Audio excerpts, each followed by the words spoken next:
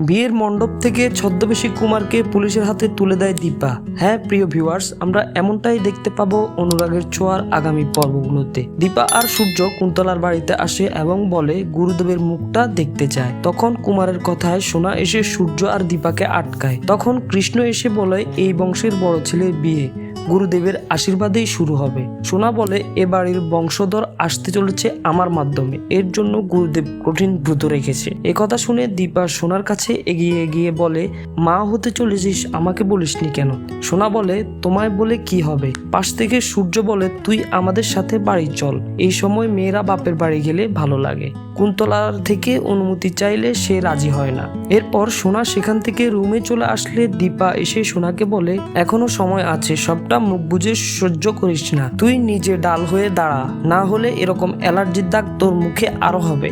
তোর সবচেয়ে কাছের মানুষ তোর বাবা, ও তোর থেকে দূরে চলে যাবে। এই বলে সেখান থেকে চলে যায়। তারপর দীপা কুন্তলাকে বলে, আমাদের দুই পরিবারের সব যখন ঠিক হয়ে গেছে, তাহলে আপনাকেও কিন্তু বিয়েতে আসতে হবে, না বললে কিন্তু শুনবো না। কুন্তলা বলে, কৃষ্ণ তো আমাকে মা হিসেবে মানেই না, ও কি তাতে মত দেবে?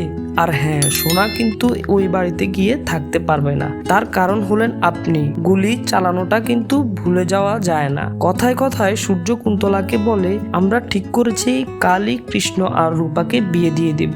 আজ আমরা এখান থেকে রূপাকে নিয়ে যাই। আর কৃষ্ণকে বলে, আমি ছোটবেলা থেকে দীপাকে আদর ভালোবাসা দিতে পারিনি, আশা করি তুমি রূপাকে দেখে রাখবে।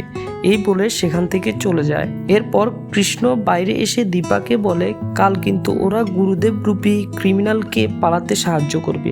দীপা বলে, তার আগেই আমরা ওই গুরুদেবকে ধরে নেব। তারপর সূর্য বাড়ি ফিরে এসে সবার সামনে বলে, কাল রূপা আর কৃষ্ণর বিয়ে আমি চাই ধুমধাম করে দিতে, কোনো ত্রুটি যেন না থাকে। কথায় কথায় প্রবীর দীপাকে বলে, লোকজনকে তো নিমন্ত্রণ করতে হবে। দীপা বলে, আমি আর ডাক্তারবাবু গিয়ে নিমন্ত্রণ করে আসব। বিয়ের মণ্ডপে ভিড় থাকতে হবে। প্রবীর বলে, কেন দীপা?